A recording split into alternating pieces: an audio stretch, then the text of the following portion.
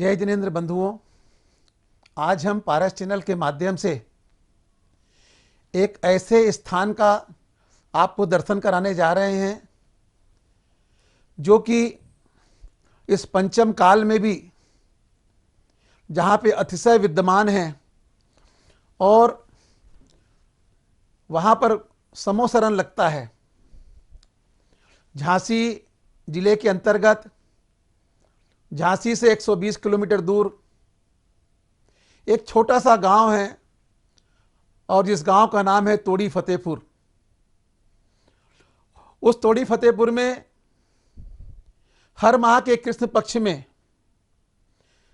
12, 13, 14 अमावस्या के दिन मेला लगता है। सैकड़ों की संख्या में वहां भक्त आते हैं और अपनी मन की मुरादें पाके जाते हैं। आज भी जब पार्श्वनाथ भगवान की अस्सयकारी प्रतिमा का मंदिर जो कि तोड़ी फतेहपुर में विराजमान है और जहां पर जब दरबार लगता है उस दरबार में हम प्रश्न करते हैं और हमें उन प्रश्नों का उत्तर मिलता है। और तोड़ी वाले बाबा का तो यह चमत्कार है कि रोते रोते आते हैं और हंसते हंसते जाते हैं। आपने अपने जीवन में अगर तोड़ी फतेहपुर के दर्शन नहीं किए हैं तो जरूर एक बार जाना और पार्श्वनाथ भगवान के दरबार में जाकर के श्रीफल अर्पण करके अपने मन की मुरादों को पाना।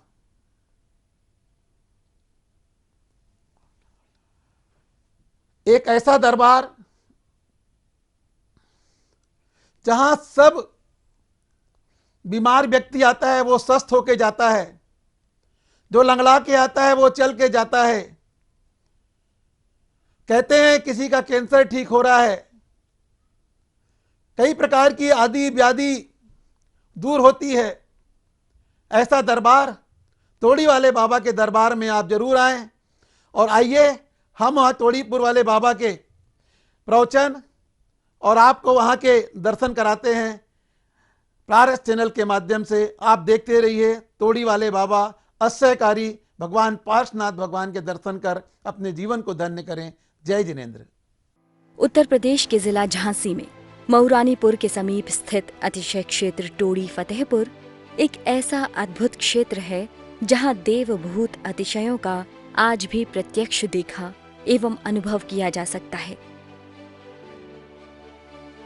तथा जहां मात्र वीतरागी जिनेंद्र भगवान के अलावा अन्य किसी भी प्रकार के मिथ्यात्व पोषक देवी देवताओं की पूजा भक्ति आदि न होती है और न ही प्रत्यक्ष अथवा परोक्ष रूप से ऐसी प्रेरणा दी जाती है, बल्कि दृढ़ता पूर्वक गृहीत मिथ्यात्व पोषक क्रियाओं रागी देवी देवताओं आदि की मान्यता को छुड़ाकर वीतरागी देव शास्त्र गुरु का सदाचारी श्रावक बनने का रास्ता बताया जाता है।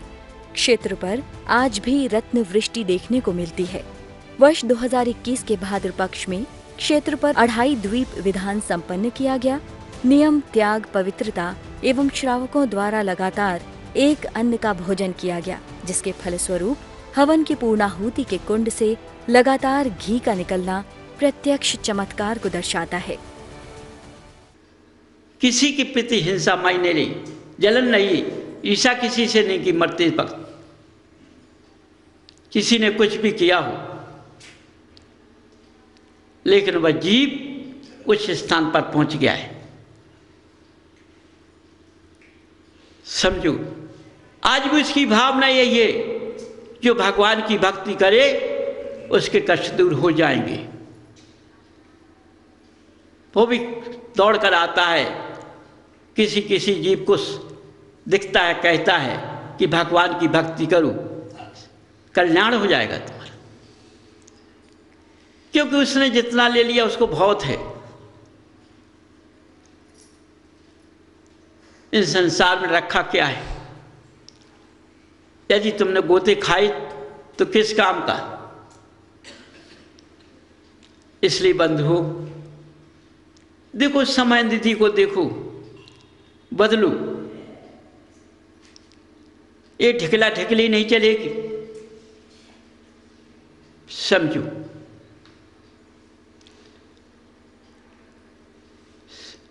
ऐसा नहीं कि समय तुरंत हम 5 मिनट पहले आए, 10 मिनट पहले आए, ये नहीं। देखो, ऐसा करने से तुम धर्म को बदनाम कर लोगे और स्वयं फंस जाओगे। मकड़ी कैसे जाल में तुम फंसे रहोगे। मैं किसी से वचन नहीं लेना चाहता। अपना अपना अंदर वचन रखें कि 1000 काम छोड़ के घर का, सवेरे से कुत्ते कैसे किसी के दरवाजे पर मत जाएं। कुत्ते से पूछो, जब पूंछ हिलाता जाता दूसरे के दरवाजे एक टुकड़े के लिए, उसने कर्म किया है इसलिए उसको जाना पड़ता है। आज तुम जिनालय भगवान की पूजा करने से कर्म करोगे तो क्या करोगे? ये खोटे कर्म नहीं। कुछ भी हो, मैंने जैन कुल में जन्म लिया है, सबसे पहले उठकर मैं जिनालय में जाऊंगा। आज ईसा जलन मनुष्य को बर्बाद कर रही है। जो धर्म की खंडना करते हैं वो स्वयं भोगते हैं।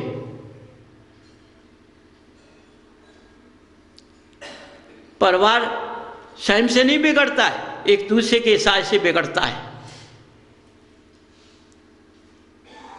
भाई भाई में झगड़े एक दूसरे कराते हैं, स्वयं झगड़ा नहीं होती। जब एक दूसरे से कहते तो उस रिश्ते में फंस जाते हैं, मतभेद हो जाता है। लेकिन एक विवेक लगाना चाहिए। आज जो मेरी जन्म लिया है या भगवान की भक्ति में हम करेंगे, उनकी शरण में जाएंगे तो कभी हम धोखा नहीं खाएंगे, कभी नीचे नहीं गिरेंगे। लेकिन भगवान पर तुमको विश्वास कहाँ है, इसलिए धक्का खाते हो। आज ये शरीर बीमार पड़ रहा है, बीमार स्वयं तुम बुला रहे हो। ये मरने के बाद ये जीव का साक्ष्यता बदल जाता है, समझो। देखो, भगवान उपासनाथ वो कमठ दोनों भाई थे। कमठ किस रास्ते पर राक्षस बना? वो भाई तीर्थंकर संसार में पूज रहा है, समझो। राक्षस बना है, एक दूसरे के काम में आता है। चोरी करने से कभी धन नहीं बढ़ता है, चोरी करने से धन चला जाता है।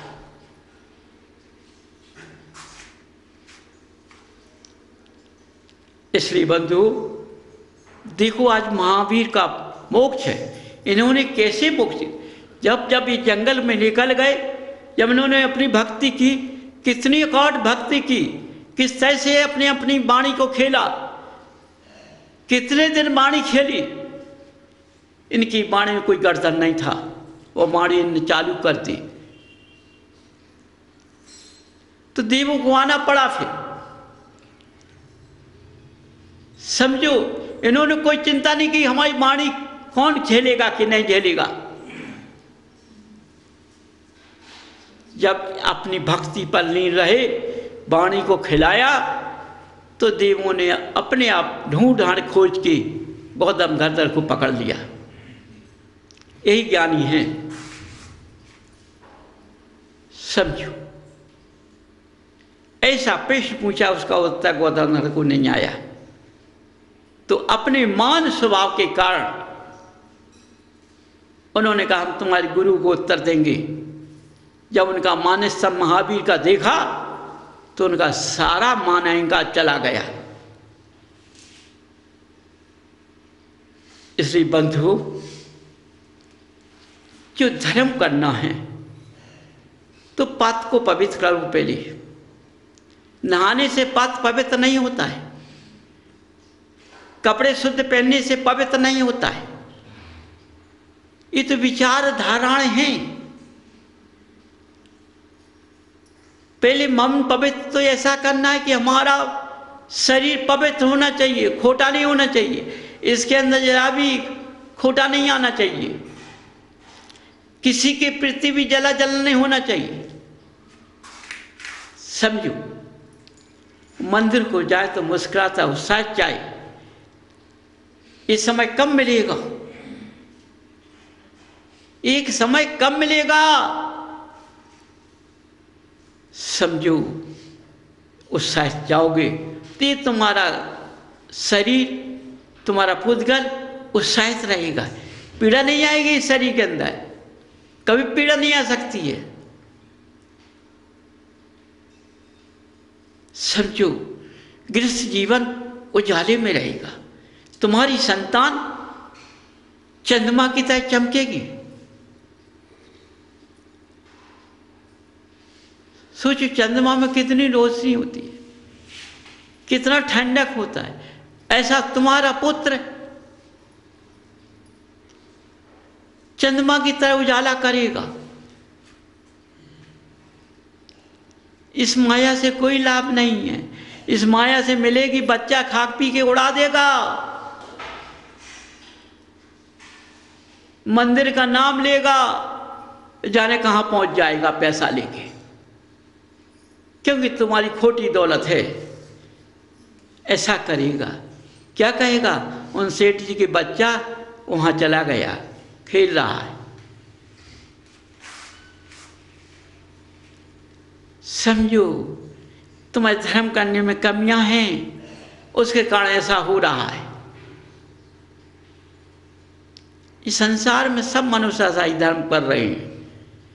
आज तुमने त्यागी वृत्तियों का धर्म देख लिया, किसके अंडर में हो गए।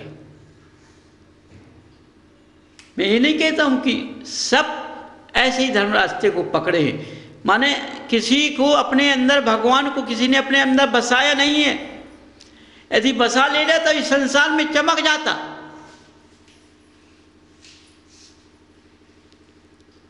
समझो, लेकिन जितनी पारस ने शुद्धि मांगी, शुद्धि तुम लोगों ने दी है, उसका आशय उतना है। यदि और शुद्धि देखोगे तुम, और तुमने जो वाणी निकली है इस पर चल गए कि हमारे पिता ने, यार ये मेरे पिता ने इन देवों की मूर्तियां ली हैं, वो देव ऐसे उसे नहीं हैं। समझो, आज का विद्वान का तिरस्कार करता है, तिरस्कार करने से क्या होता है, नीचे जाता पता नहीं पड़ता है अपने आप। उनके भी कई देव सहाय हैं, ऐसा वैसा नहीं है।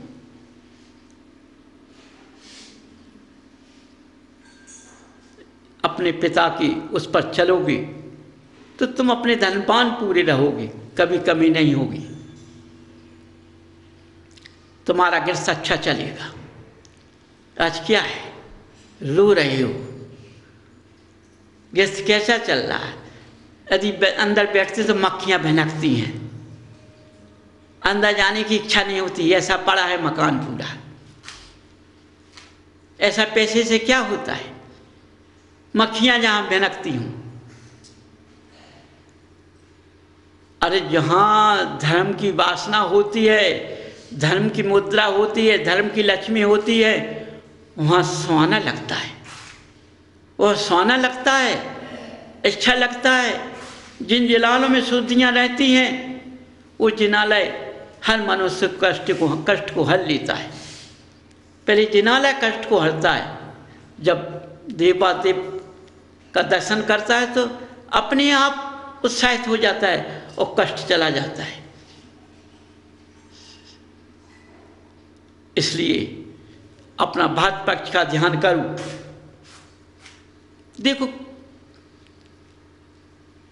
देखो तुम्हारा कुराना अब सुनाई नहीं देता है, सुनाई तो नहीं देता है। कितना चल रहा था, अभी है शहरों में, बड़े-बड़े शहरों में। इसी मंदिर से सारा देश हल जाएगा, यहीं से। क्योंकि पार्स ने चारों कोने बांध दिए, चारों कोनों में अपने पतंग फैला दी है और एक स्थान पर बैठ गए कि बार। जैसे बच्चा जब पतंग चढ़ाता है तो पतंग कहाँ जाती है? आकाश में जाती है। और तुनकी कहाँ मारता है? नीचे जमीन पर खड़ा है, तुनकी मारता है तो पतंग दूनर होती है, लपलपाती है। ऐसे पास ने चारों कोने बांध दिए और चारों कोनों में पतंग फेंक दी है। पूरा भविष्य इस पतंग से लेंगे हम सबका, समझो। इसलिए आज महावीर का जो मोक्ष कल्याण मनाया जा रहा है वो रो के मनाया गया है। इसमें दर्दता फैली। देखो मैंने कब कहा, देखो ये इस मंदिर में पूजन भी होगी तो एक एक शब्द का उच्चारण होना चाहिए। यहाँ जल्दी की वासना मत करना कोई। जल्दी तो अपना त्याग करके आए, अपना मकान त्यागे, जल्दी त्याग आए। 3 घंटे की अनुमति लेके आए, घबराए नहीं। 3 घंटे की जगह जाने के घंटे का मिल जाएगा। जिसने घबराना छोड़ दिया, कुछ भी हो, चाहे वो 2.5 में करे चाहे 2 में करे, क्रिया से करे, धैर्य से करे, एक एक शब्द का उच्चारण करे मस्त होके। जिस तरह पूजन मस्त हो जाए उसको जिनाल में कोई व्यक्ति दिखाई ना दे, किसी की आवाज़ नहीं आना चाहिए कि कौन क्या कर रहा है, अपने में मस्त रहे। समझो वो व्यक्ति जो भगवान की भक्ति कर रहा, पूजन कर रहा है, वो इसमें भक्ति मन लगा कर कर रहा है, वह स्वयं अपने को देख ले। फिर समझो, सीखता नहीं है, मेरा सीखता का काम नहीं है। समझो, अपनी क्रियाओं को बदल लीजिए। अब यदि क्रिया को नहीं बदला तो पारस ने भी कह दिया कि मैं सहन करने वाला नहीं हूं।